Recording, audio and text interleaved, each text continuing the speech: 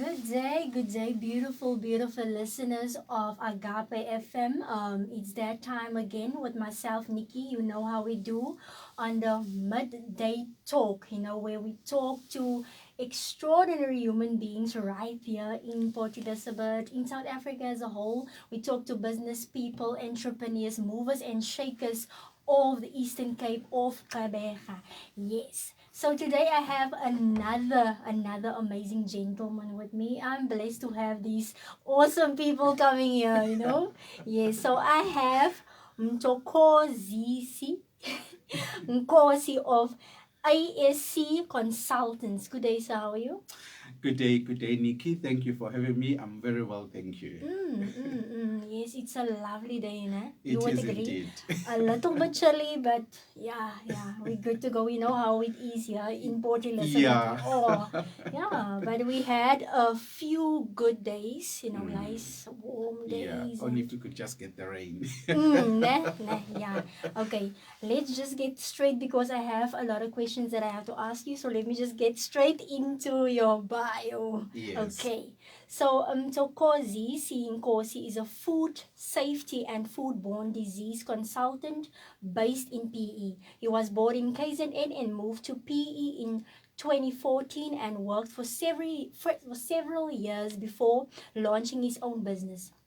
His primary background is food science, public health, agriculture, business management, and his fields of studies are Masters of Science in Agriculture, MBA, BSc Agriculture, specializing in food science, honors in public health, and currently pursuing Masters of Science in health in public health.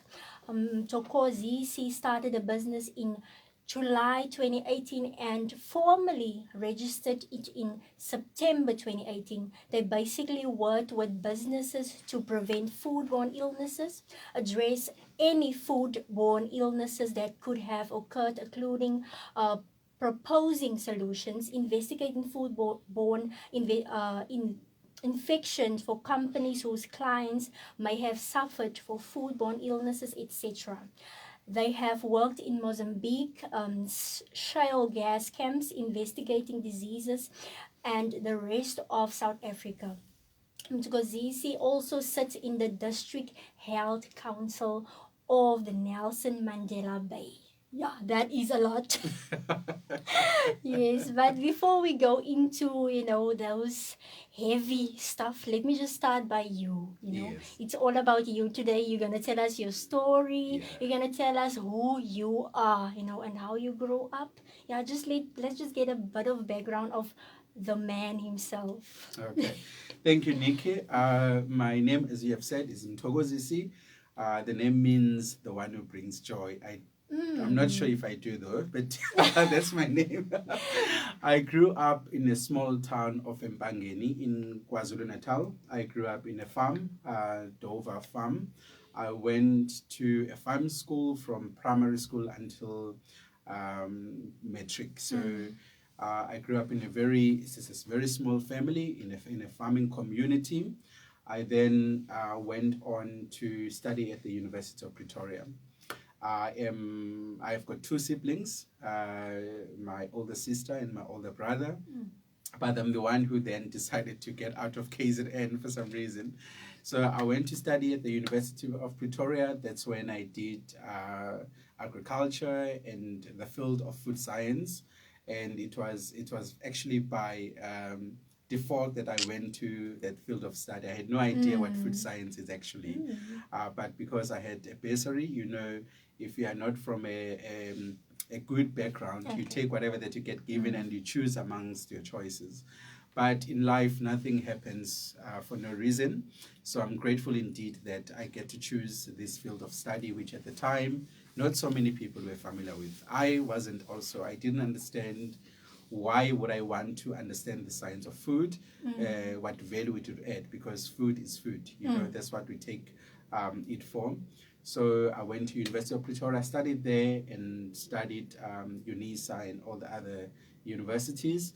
Then I worked in the industry, in the lab, different companies. Then I found myself in Port Elizabeth in 2014. So I worked there. And then in 2018, I decided that, you know what, in fact, I wasn't supposed to start a business. I had decided that, you know what, I am sick and tired of the Yeah. industry. Yes. It was fast paced, under pressure, because you can imagine working for different companies every day. And then I thought, this is just overwhelming. I'm going to stop, slow down. But I mean, it was a blessing in disguise that I got calls, you know, can you help us with this?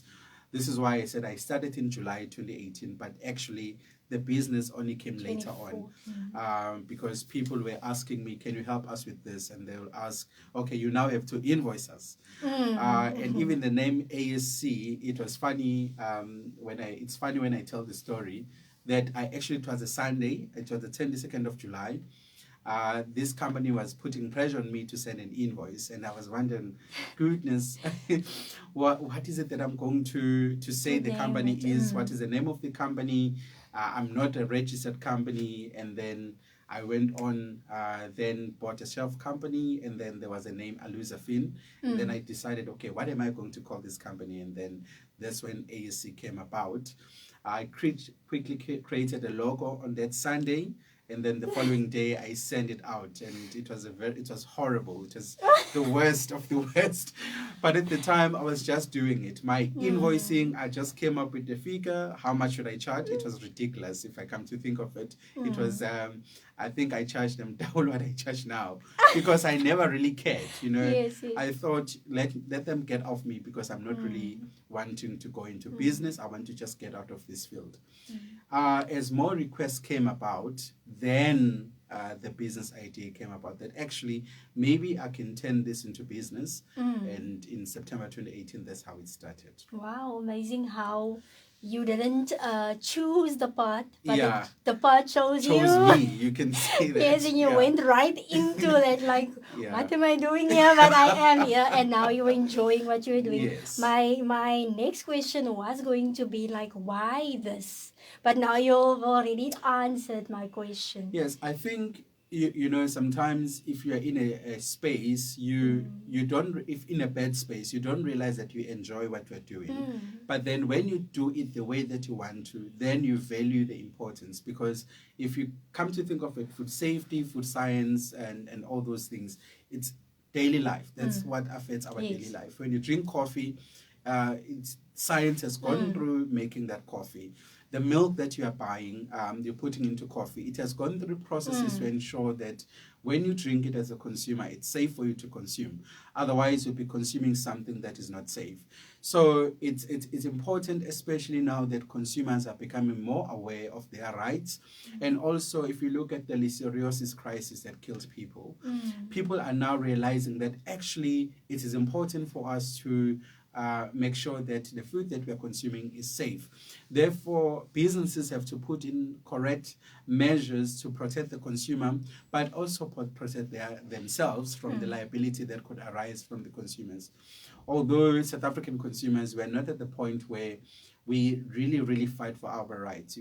We have got this mentality that we take whatever that we are given, but it's a service that you pay for. You deserve to get a high quality and safe product. Definitely, you know. Yeah. I'm just thinking about these products that we use in South Africa. Yes. I'm like, oh, you know, the foreign names, and we don't know what we're using, but we just accept it, you know, Yes, like it yes. is. Yeah. Yes, we already have a comment here, you know, from Gerald Peterson. Yes. He's saying that awesome. I completed a course with him, so I highly recommend. Oh, it. is it? Yes. Okay. And you know what? Let me just go straight into your services. You know? Okay. I believe you do have a lot of services that you are offering. Yes. 4 of the management systems. Yes. Yeah, let's just go through that 4 Okay. management systems. Yes, okay. I can see that you did a research. Okay, so the first one, which are very critical for us, is the food safety management systems, depending on the country that you want to export. So let me explain it this way. So you are a farmer, right? You are farming your pineapples. You've always done it for hundreds of years. So where do we get into the picture? We will then tell you that, the farming method that you've used, the chemicals that you've applied, the soil properties that, because soil develops over time, there are some chemicals that are applied and pesticides that you apply. So it can cause harm or it could be safe. So we'll tell you that, you shouldn't use this particular chemical because it will have some consequences for your product, so it will negatively affect your product. So then you decide, okay, this is the chemical that I'll apply. We'll tell you, okay, don't use this, use this rather. You then decide that, what, I can't survive on primary farming only. I need to expand my services. I need to maybe branch out and make my business more productive. Then we tell you, okay, fine, this is what you can do with the product. You can dry your product, you can make juice if you want, you can cut it into small pieces and sell it. So we will then advise you. So in terms of the farming side, that's when we talk about global gap. So it's the standards that you implement for farming to ensure that the farming methods that we are used do not firstly harm the food, secondly, they do not harm the environment, as well as the people that are working at the farm. So that is the global gap standards. So we take care primary farming. Then you go to secondary farming. You have got your pineapple now. What is it that I'm going to do with it? We tell you, okay, these are the methods that you could use to further process so that you can create value for yourself. Because what people don't realize is that farmers themselves, they don't make so much. It's the middlemen that make a lot of money. So as you are processing your product, we tell you how to build a facility to comply with the food safety standards, for an example, or of your export, your target market. Maybe you want to sell to food lovers, you want to sell to Pick and Pay, whichever retailer that you want to sell it to, or you want to sell overseas. You will then tell us, this is my intended consumer. We will then assist you in advising you how your facility should be. So you call your architect, your builder. We look at the design of a facility. This is how the flow should be. This is the equipment that you should be using. We are not experts in building, but we know exactly the type of material that you should be using, because if you take something like a pineapple, it's highly acidic. So if you use any chrome-coated material, it will degrade it. So it won't last long. If you use wooden material in a pineapple processing facility, for an example, because of humidity, moisture, it won't last. So those are the things that we advise you on: the type of flooring, the type of ceiling. Now you have got your factory. What is the equipment that you need to use for you to process your product? Okay, we advise you on that. This is the type of equipment that you should use. To prevent the humidity from harming stuff, maybe you're using the chemicals there that could, like sulfur metabisulfite, which produces sulfur dioxide. It can affect especially if a person is asthmatic, and also the breathing, it can have negative consequences on anyone who suffers from respiratory diseases or chronic illnesses. We then advise you how to mitigate that. Then you now have a product processing, you process it. We'll then look at how long will the product last in the market. We do shelf life studies. This is the shelf life of your product, if you have preserved it or if you have it unpreserved. So we advise you on that. What is the type of packaging that you need to use? Because it may react with the packaging if it's not food grade, or if it's not the right kind of packaging that you should use for your particular product. We advise you on that. Then now you have got a product that is nicely packed, and also the equipment that you are using. Then we train your staff how to work in such a food facility, how you should handle your product, right from the ones that are working at receiving, the cutting section, right until the end. We advise you on labeling regulations. What labeling regulations you need to comply with in South Africa, as well as your destination country. We advise you in terms of the microbiology. That's where we look at the safety of your product. We test for any germs that could be present, and what is it that you need to monitor, what conditions you need to keep your product so that it won't be unsafe for the consumer. We advise you on that. Then we train your staff. And after we've done that, now you've got a factory, you have got a product. You now have the right labeling. Now you need to sell. Okay. Yes. So that is your BRC. Depending on the market that you want to export to, we'll tell you, okay, in the UK, they want a BRC, for an example. In the United States, they want IFS. We'll tell you what is the standard that you need to comply with. So we train you on those standards as well as how to implement it. So that is the second management system. Okay. Okay. Can I still continue? Yes, you can. Okay. So once you have done that, we would also, because they've got certain requirements, who can you buy from? So you don't just buy from anyone. You buy from people that comply with the requirements. So you cannot just take any pineapple from everywhere. You buy it from somebody who has a certification that confirms that the food that they're supplying with is safe. Packaging, many people do not know that synthetic plastic comes from fuel or from coal. They don't realize that it's coming from the ground. There are harmful elements there. So you have to be very specific as to what sort of packaging material that you need to use. So we'd advise you on that whoever that you buy from, their packaging material need to be safe for the consumer. Otherwise, you'll have pineapples that look pink, for an example, because they've reacted with the packaging material. Tin, you have got tin, but people don't realize there are layers in tin, about 7 layers, invisible to you, but it's there to prevent the product to reacting with the tin. You don't want it to react, otherwise it will be chemical poisoning. So that's where we play our role. So you have got your BRC, then your FSSC 22000, your ISO 22000, and those are the management systems. We have got a new service then that we added. It is pest control, but we only do it for food, pharmaceuticals, and beverages, because those are our 3 target industries. We don't go with industries that we don't have expertise on. We go with the ones that we are familiar with. So we do pest control for those particular businesses because there are certain requirements that they should fulfill. And the goal there is to ensure that whatever controls that we've implemented do not negatively affect the food. So that is also our service. I can continue if you want. Pest control. For food I was businesses thinking only. about that pest control, and I'm like, ooh. I want to ask you, what is the most horrific thing that you have experienced when it comes to that? Because I know that. Oh, you'd be surprised in terms of the food businesses. They do not comply with the requirements. But, the sad thing is that most businesses that do not comply are in areas where people are susceptible to illnesses. Your townships, your poorer towns, that's where we found that, the problems are. Businesses there, they take people for granted.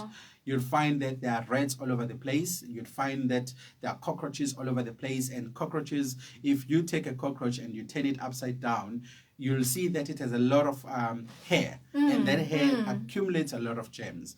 A green fly, which should tell you that something is really, really wrong. And you'll find in a food facility and nobody does anything about that. But if you go to places that are well off, they are implementing those controls, and you wonder if it is the same retail chain, why are they not implementing the same standards in townships, for an example? It makes you wonder that, are we taking people's health for granted, yet we pay exactly the same price? So that has been something that I've seen. And many people ask, is it really a problem? I mentioned that we had a very interesting, another service that we do is public health. So in diseases, we do investigation. So if you get sick, we would need to come in to find out what could have made you sick. We do interviews, then we do a short listing of possible diseases that could have caused that infection, and then we investigate, and that's where public health also comes in. So we do that investigation. So the project that he had in Mozambique, it was very interesting now because it's a Cabo de Gablo, where there are terrorist groups that are the camps by Tanzania, and that is where action happens. We don't have much action here in South Africa by the look of things. People got sick there because of bird droppings. Bird droppings. We don't realize that such things could cause illnesses. So they got sick because bird droppings had gotten into food, and it caused a disease that we call histoplasma. I stand corrected with the name. But we did that investigation with the doctors there in the camps. So basically we will do an investigation. Okay, who got sick?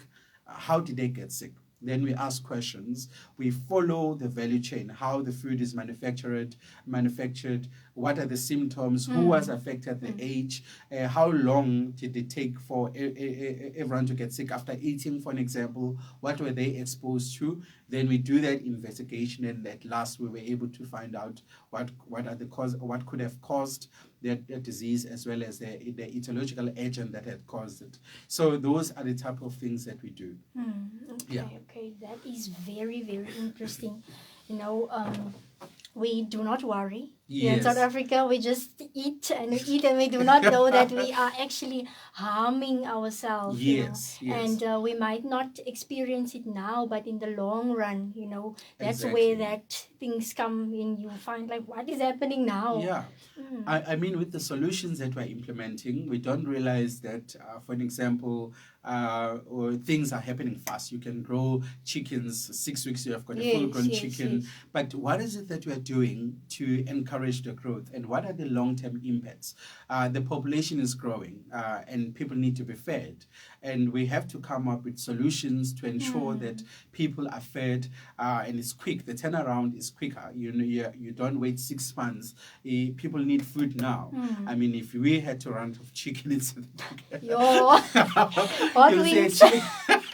a chicken riot. So we have got to then create solutions. But those solutions, because of the many things that we are adding onto the product, could have negative consequences on people. So we always need to be very cautious in terms of the quick solutions, because everything needs to be investigated. What are the impacts it could have, immediate impacts, as well as long-term impacts. So if you look at first world countries, it's not a mistake that once a country gets richer, then the disease onset of something like cancer and all those things, it's not really, and this is my opinion, it's not based on anything really, that some diseases become more prominent, like for an example, cancer, it dominates, etc. And then when you go to poorer countries where they eat raw, unprocessed food, there are no issues. I'm not saying that all processed food, could have a harmful effect, but sometimes we need to look at what is it that we're adding so much onto our product that could have negative consequences. And this is where the interest of public health came in, not only looking at preventive, but in the facility, but looking at a bigger scope, what impact could it have, and not just foodborne diseases, but a whole scope of things. With this COVID-19, it brings everything into perspective, what is actually happening in our society. Yeah. And then there's also the accredited R638 food safety training that you have. Yes, so there's a new regulation because of the listeriosis crisis that came about that killed a lot of people and disabled a lot of innocent people. So government then tried to mitigate the risk by forcing, actually, I should congratulate the municipality of Nelson Mandela Bay. They've been very good of running that program, ensuring that all our food facilities do have that certificate of acceptability. So they've done a fantastic job in terms of making sure that businesses are compliant, especially since last year, December. So that has been very, very good. R6 training is actually a regulation that forces that a person who's in charge of food premises must get training. Why? Is because when people get sick, normally food businesses are ignorant. They say, I didn't know what happened. So this regulation is meant to force that if you are in charge of a restaurant, a B&B, or any place where you sell food that will be consumed by by consumers, you must get food safety training. You must be aware what risk your food pose to people, so that if anything were to happen, you will be liable. So basically, that is the duty of a person in charge. That is what the regulation says, that they must be trained. So we are training food businesses that if you are opening a business, you must get training. You must be aware what is it that you can do to harm the consumer. How should you keep your food so that it doesn't cause harm to the consumer? As a matter of fact, businesses, in terms of the regulation, this training that we offer, businesses are compelled to ensure that that certificate of acceptability is displayed. If you go to your retailers, you'll see that it will have a logo of the municipality, and the name of the person who's in charge of that facility will be written there. That means that the buck stops with them. Whatever that happens to that facility in terms of food safety, they must comply. So basically, that training speaks to that we make them aware what is it that they should be doing. And as a consumer, you have got the right to demand it. When you go to any shop, any retailer, any restaurant, can you show me your certificate of acceptability? You have a right to demand to see it, and if they don't show it, you must report that to the SAPS. They are trading illegally. So that is the legal responsibility. You don't just open a food business and sell to people without attaining that certificate. And part of it is that you must get training. Wow. Yeah. You know, we need to know our rights when it comes to food. You must. You are paying for it. We can't just eat and not know what we're eating. And you don't know how. Because, I mean, you'd find if you... I've seen in articles when the Nelson Mandela Bay municipality does inspections, they find ridiculous things in kitchens. They find that, you know, there is no care that is given in terms of protecting the food against any potential harm. And everyone claims ignorance, but actually the regulation is there to tell people that this is what you ought to do in order to ensure that your consumers are safe. And consumers, it's your responsibility to investigate what are my rights. You know, we've got so many rights, but we are not really aware of. We're ignorant. We just don't care. Yeah, and maybe like consumer education hasn't really gone, you know, and reached the broader spectrum of our communities, so they do not know what to do.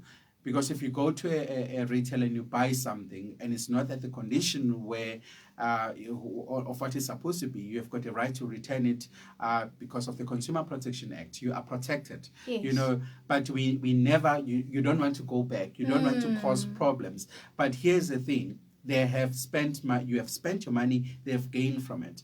And there are food processors that separate the food. And here I'm revealing secrets. This goes to this retailer because they complain a lot, and they are, in terms of their target market is high up. So they will choose, it's the same product, same amount of, same in terms of the cost of it. Then they'll take this product and say, let's send it to this shop, you know, because their customers complain a lot. Let's send this one to this shop in KwaZwide, in KwaZakhele, because people there in the township are not going to complain that much. So they do that.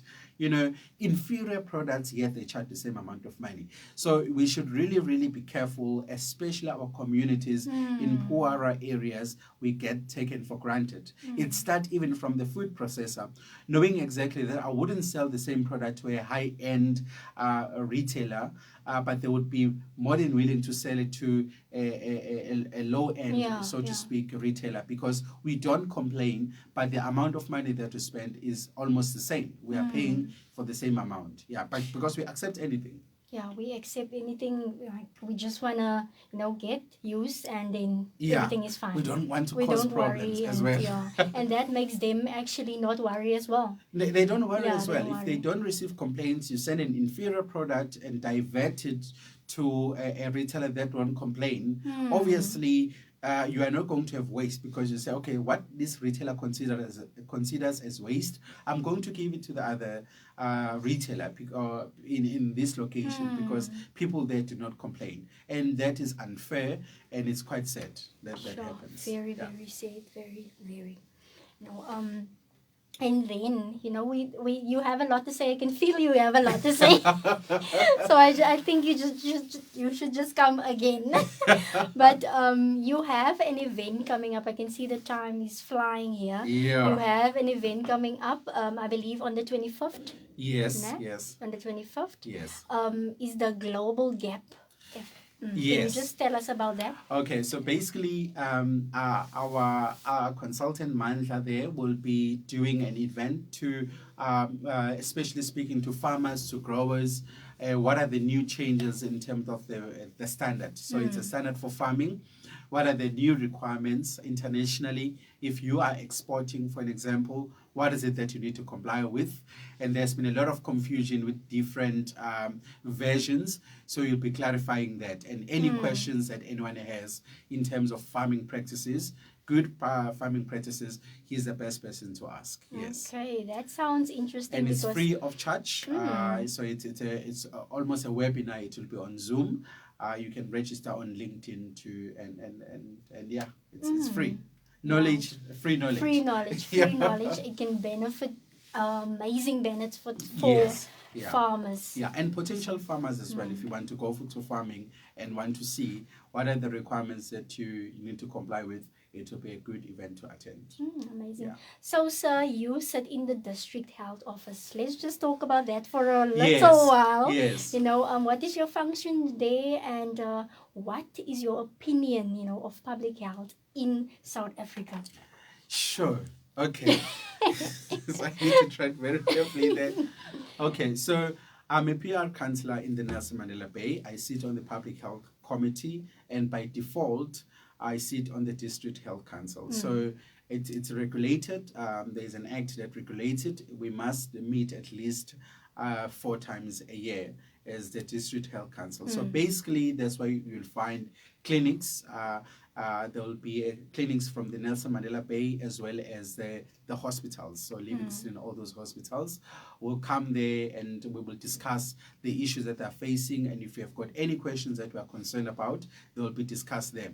Basically, it is meant to ensure that the health services of the district, whether your clinics or your hospitals, you know, there is an interaction between their representatives as well as the public representatives to ensure that, you know, whatever concerns that we may have are raised there, or whatever issues that they may have, they raise it to public representative because they are the ones who are best suited to implement whatever that they need them to implement. For an example, COVID vaccination would need to know what are the statistics, what is the role of the municipality or the councillors that they need to play to ensure that they inform people. Would want to know what is the state of our health in the municipality.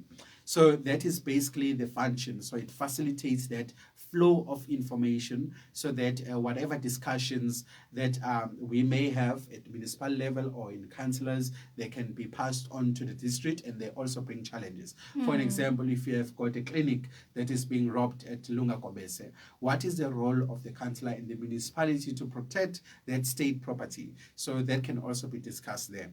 The rate of HIV infection, for an example, in Central, that can be discussed there. What is it that can be done to better educate people in terms of prevention and controlling the spread of disease? So all those things.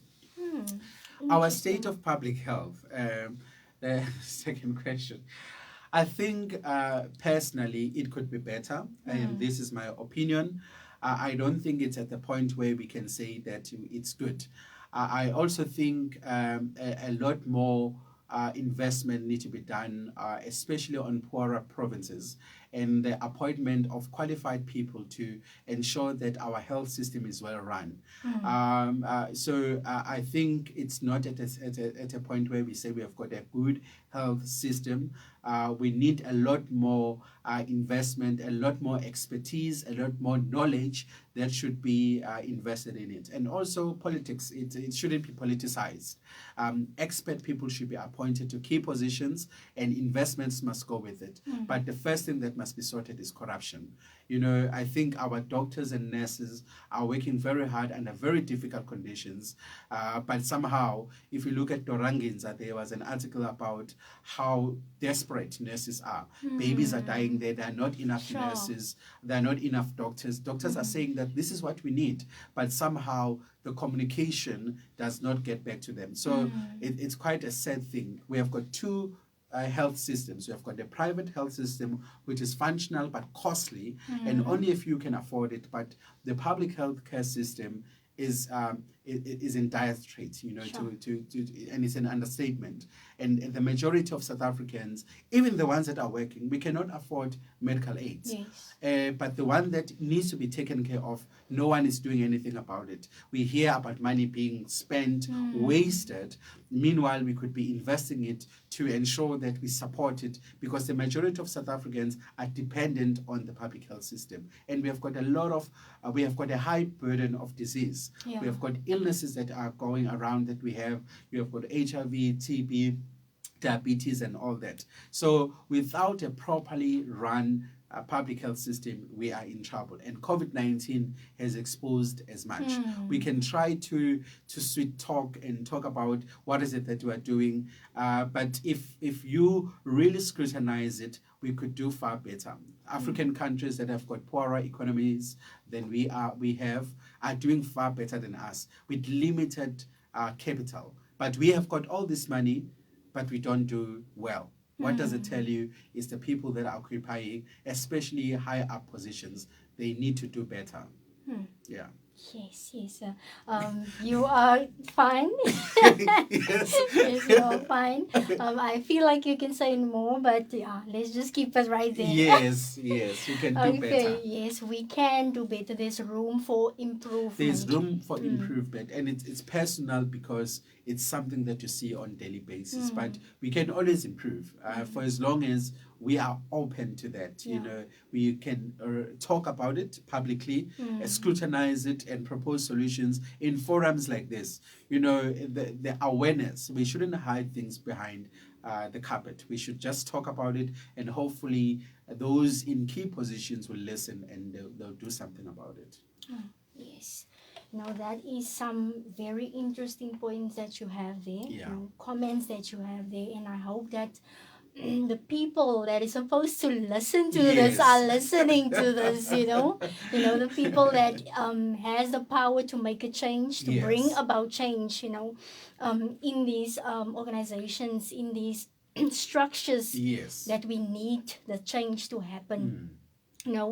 And we have come to the end, not the end. I hope it's not the end. I believe it's not the end. Yes. But if you have a few words of encouragement for our listeners, our viewers, people out there that's listening, when it comes to food safety, especially food safety, what you are currently, doing your business, and to not be ignorant about the fact that we have rights and we can go out there and say that, listen here, I'm not accepting this, I'm not taking this. So if you have a few words of encouragement for the listeners and viewers. Yes, so see it like this. You are paying, no one is doing you a favor. You are paying for this service. It's your money, hard-earned money that you have paid for your service. So the law is meant to protect you, is there to protect you. If we as consumers do not ask questions, and if only a limited number of people ask those questions, businesses are going to serve only them, and the rest of us are going to be ignored. So it is crucial and important that we just man up.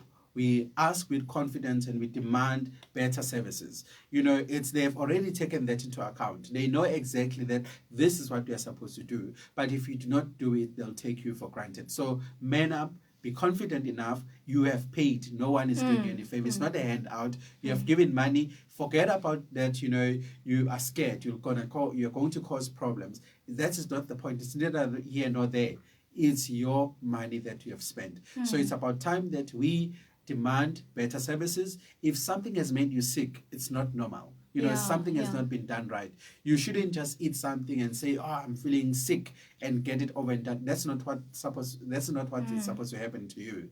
And stop buying food from just about anywhere. There's a lot of harmful food that we see that are sold by different, especially the small guys. Be careful that you buy something that you know where it's originated from. So if you can't read, you don't know what is inside, don't eat it. Yes. And can you please give us your contact details as well? Okay. How we can get hold of you? Okay, so we can be found. Our website is ascconsultants.co.za.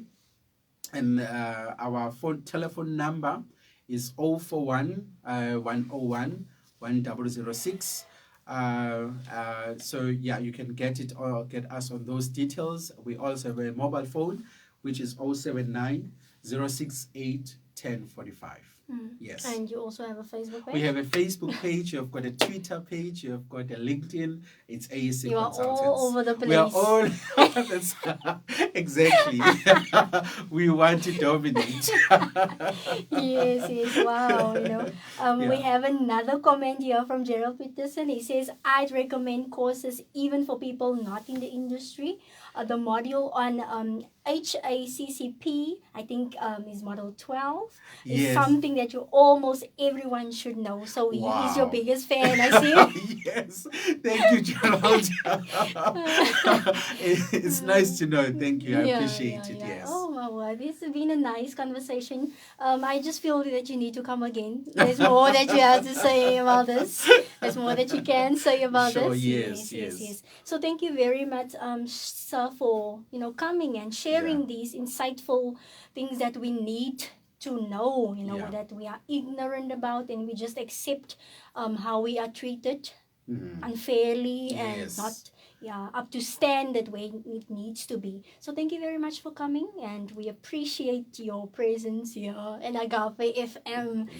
May you prosper, and whatever you wanna still achieve, especially with what you are doing, it's for the benefit of the people. Yes. And I'm very much certain that God sees that. Yes, so indeed. He will just take you from strength to strength, and may your name be known in the nations. Amen. Thank you so much. Amen. Thank Amen. you. Yes. Okay, so listeners and viewers, that was the gentleman, the very humble gentleman, Mthokozisi Nkosi of ASC Consultants. Please go to his Facebook page right now and just and just check out. We need to become more aware of what we are eating. We can't just accept just about anything and just go about our lives. It may have a lot of harmful effects to our bodies in the long run. So yes, that was a very, very, very interesting conversation. I hope you are still well wherever you find yourself, and you are still tuned into Agape FM, your best online radio station. Now I'll be playing integrity music. Set and done. Enjoy.